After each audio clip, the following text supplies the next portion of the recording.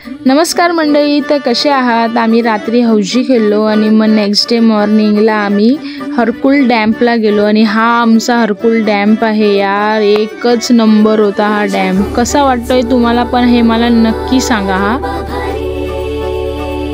आणि ही छोटीशी क्लिप आमच्या हरकुल डॅमची. कसा आहे? भारी आहे ना? आणि पुढे गेल्यानंतर हा असा डॅम्प होता यार. मी शब्दात सांगू शकत नाही की हा डॅम्प किती भारी दिसत होता समोरून. तुम्हाला कसं दिसतोय मला माहीत नाही, but it was really awesome. Really damp सोबत जे नेचरचं कॉम्बिनेशन होतं ना, वॉज रिअली वाव. आणि जर तुम्हाला हे कॉम्बिनेशन बघायचं असेल तर तुम्हाला फक्त आणि फक्त हरकुल डॅम्पला यावं लागेल. त्यानंतर आम्ही गेलो घरी, तयारी केली आणि मग निघालो आमच्या मावशीच्या घरी जायला.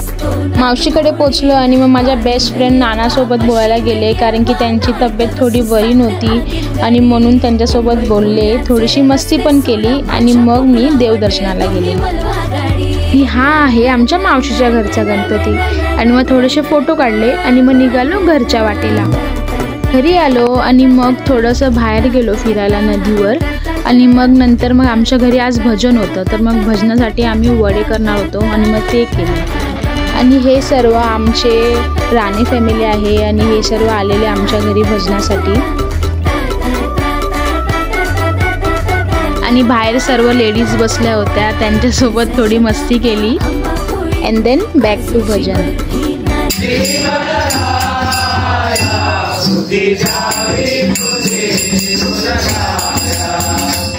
आणि मग नेक्स्ट डे मॉर्निंग आमची सत्यनारायणची पूजा होती. लग्नानंतर आमची पूजा नव्हती झाली म्हणून ती पूजा आम्ही गावी ठेवली होती आणि त्यासाठी आम्ही हा असा मखर रेडी केला होता. ह्या आमच्या वाडीतल्या बायका आम्हाला मदत करण्यासाठी आल्या होत्या सर्व. मग पूजा स्टार्ट करायची होती, त्यासाठी मम्मीने आधी माहेरची ओटी भरून घेतली आणि मग सुरुवात केली पूजेला. महाराजांनी गारानं घातलं.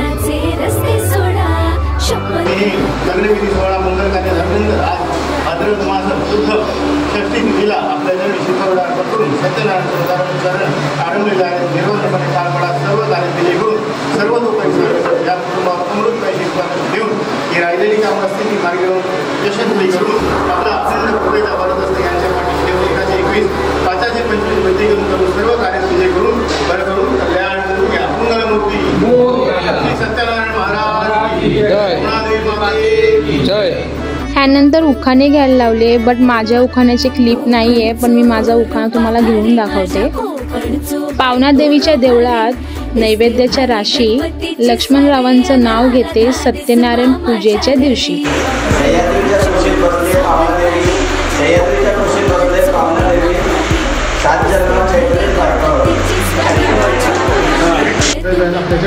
वर्षभोज महायज्ञ अर्पण करणार आहे तरी सर्वस्वी मान्य करून दया करा. यांचं कुटुंब अमृतशी कृपा घेऊन ही राहिलेली कामं असतील ते मार्गी लावून सर्वतोपरी सहाय्य करून मला अखंड कृपेचा वरदत्त यांच्या पाठीशी ठेवून 121 5चे 25 वृद्धी करून सर्वतोपरी सहाय्य करून मंगल कार्य घडवून पावना देवी माते सत्यनारायण महाराज की जय.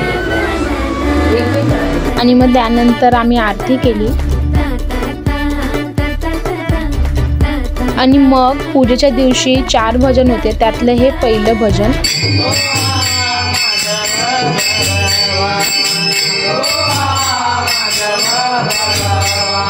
त्यानंतर हे दुसरं भजन होतं.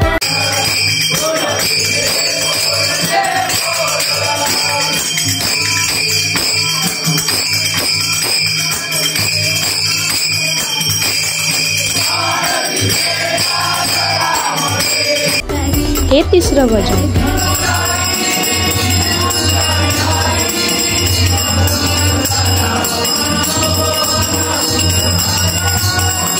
त्यानंतर हे चौथं आणि शेवटचं भजन होतं, जे की आमच्या वाडीतल्या माणसांचं होतं.